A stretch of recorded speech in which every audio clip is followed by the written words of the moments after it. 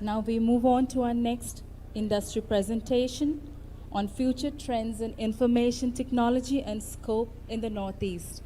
We invite Shri Subbaraman B, Senior Vice President, HCL Technologies, up on the stage and please address the audience. A very, very good afternoon, one all assembled here. After a very impactful opening session this morning, with some experiments and explorations around what could be possibly done within the state of Assam as well as the Northeast. Several thoughts came out.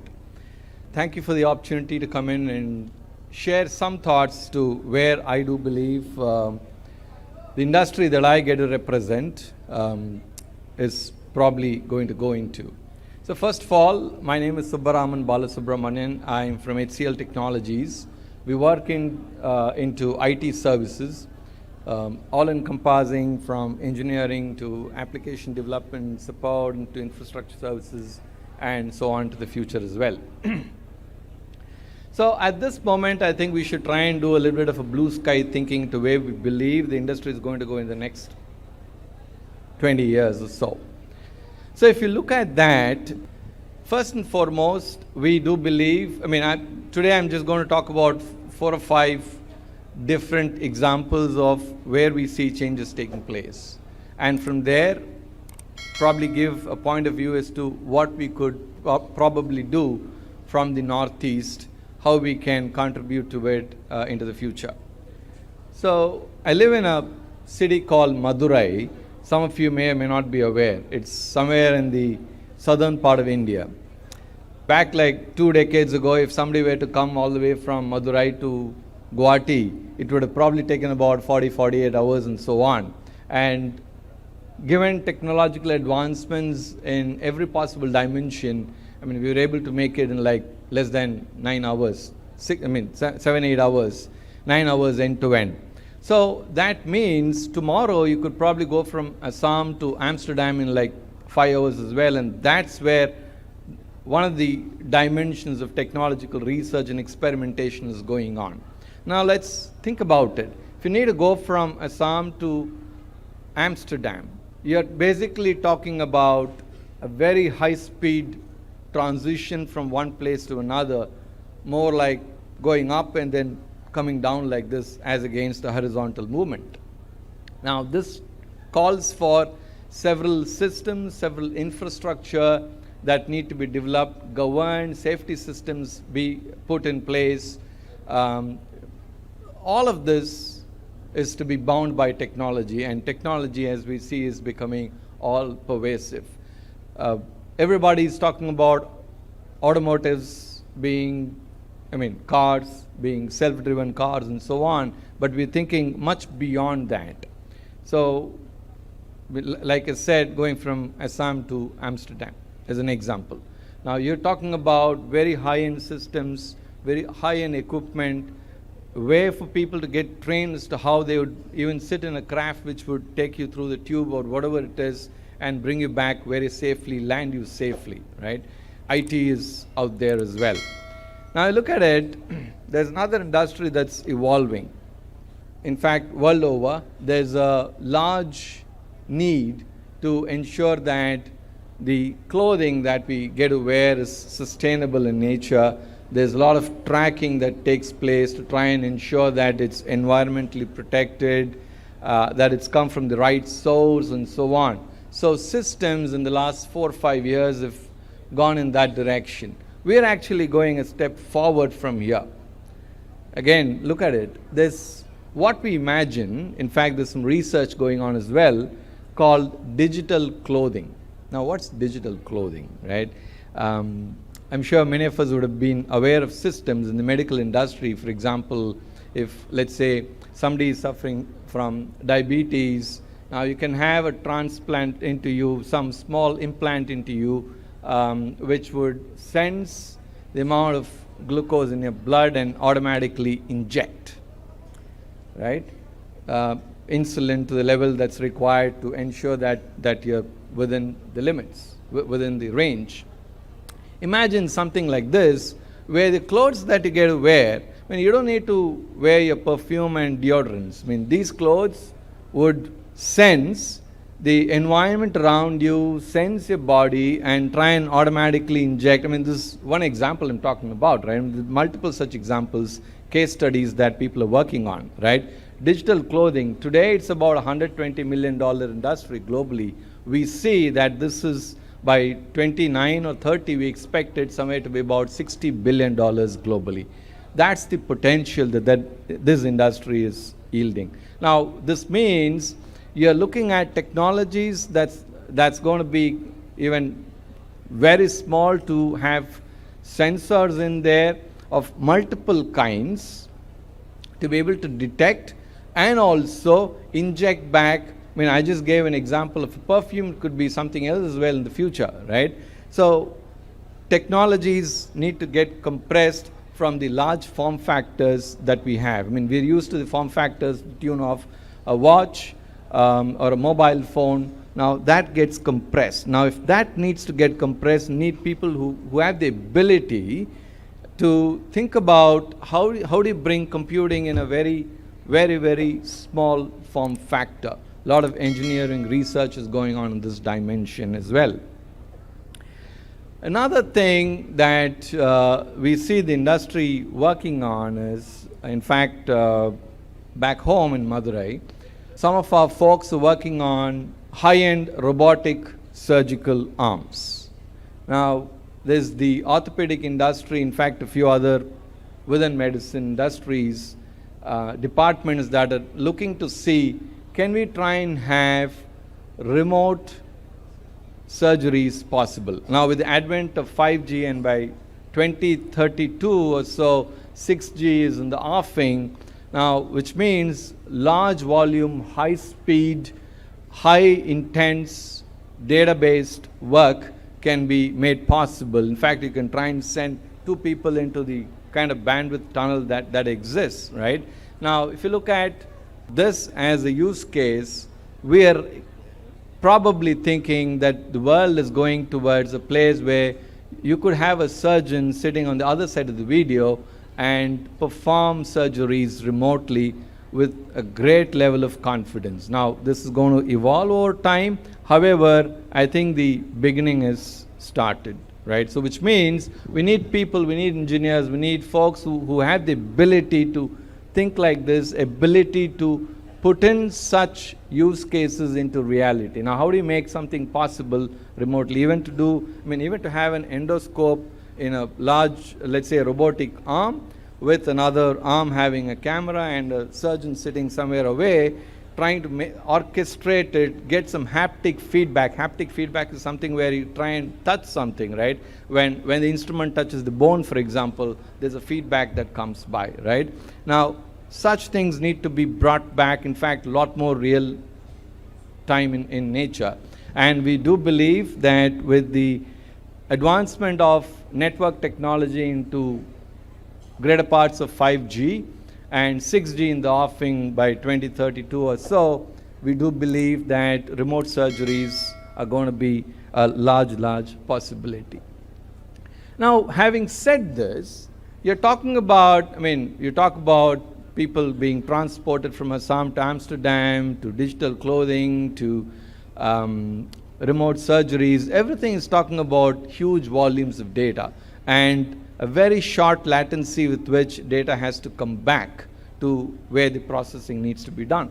So the world is moving towards, I mean, many of us would have heard about cloud computing, but there's also something which is called edge computing. Now, the world is going towards systems which are a hybrid of edge and cloud. Now, which is the right thing for people is something that has to be defined, designed by folks who are more contemporary in nature, and each use case is going to have a blend of these systems which are appropriate to be tuned for that particular situation. Now, folks need to be able to think about that as well. In fact, there is some research going on to try and, in fact, back in 2009, when we dreamt a little bit, we said, when you come back at the end of the day, after a long day's work or play, you sit on your couch in front of your television and the television automatically tells you which is your most preferred channel at that point in time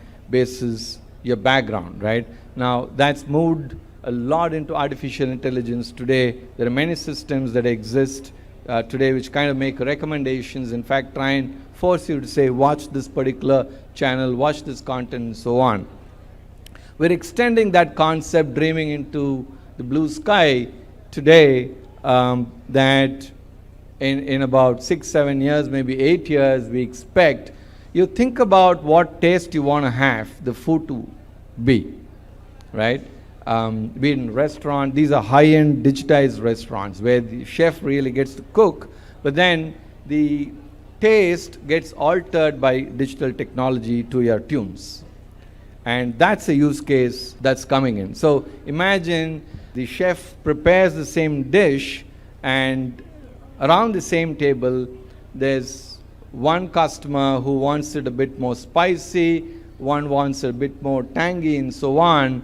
Now, that's going to be possible basis the technological advancements that are coming in, right? And some of these are going to be possible using 3D and 4D printing as well. Most people go after programming, and they think programming is the future. There's Python, there's JavaScript, there's all kinds of stuff. Now, let me tell you the reality. The reality is, in about 3 years from now, there's going to be 30% less of a need to do programming, which means there are many, many more low-code, no-code platforms that have come in where anybody and everybody who's not even having a background to computer science and computer engineering would be able to make programming possible. There are so many drag and drop that's going to be made possible with only a very little bend of mind around programming and logic.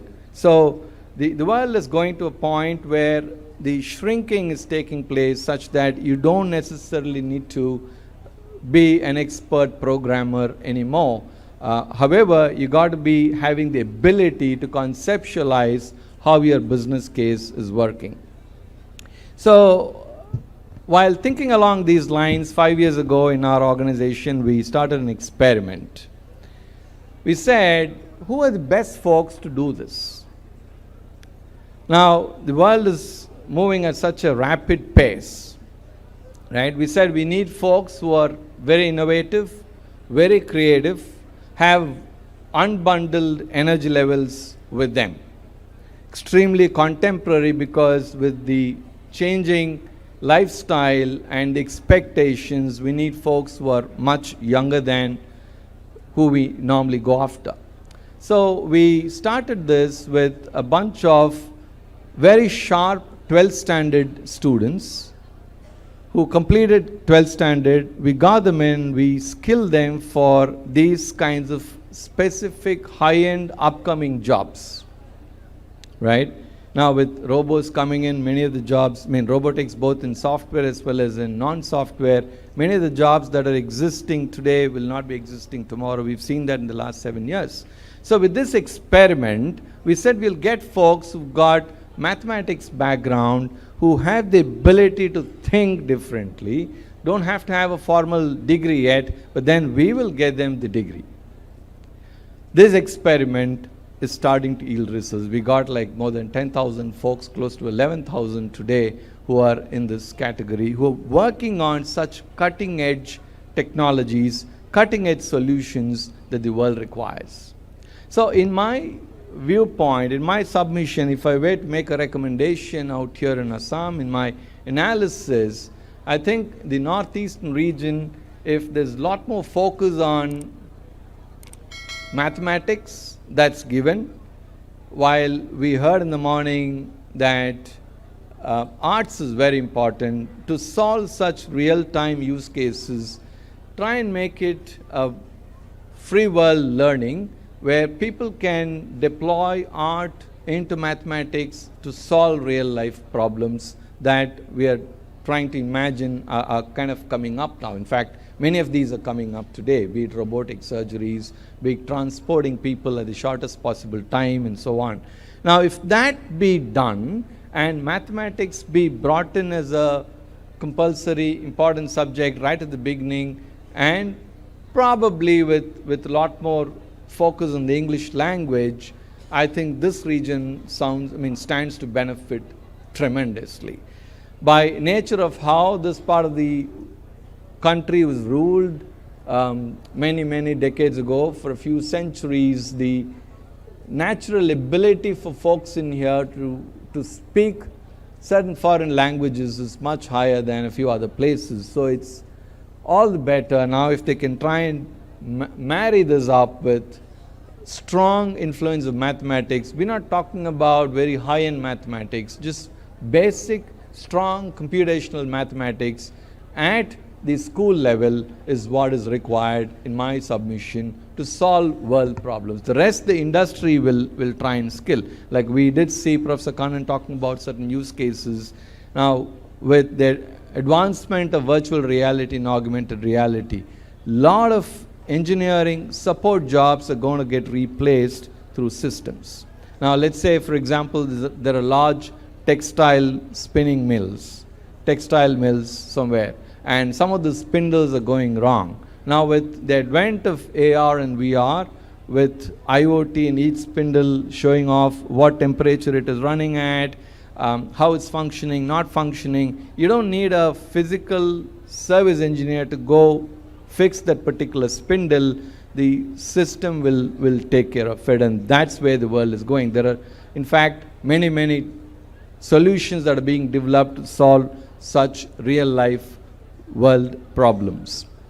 Right? There are many such in every industry that you're looking at. I mean, in fact, some of these children that I talked about once that are trying to design artificial limbs, replacement devices for adults, where this gets manufactured by world-class manufacturers, but these children that have just got 12th standard, very sharp, are making these changes possible. And I do firmly believe that it's quite possible from this region as well. We came into the Northeast about a year and a half ago with this experiment, trying to absorb some of the sharp 12th standard folks. We have a little over 150 people today within our organization who are working from the Northeast into such areas, and we do believe this region stands to provide a lot more to solve real world problems of the future.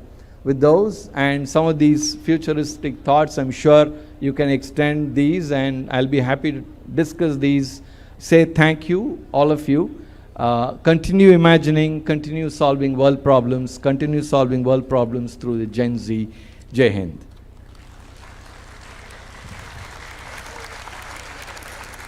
Can we have a round of applause for Shri Subbaraman B, Senior Vice President, HCL Technologies.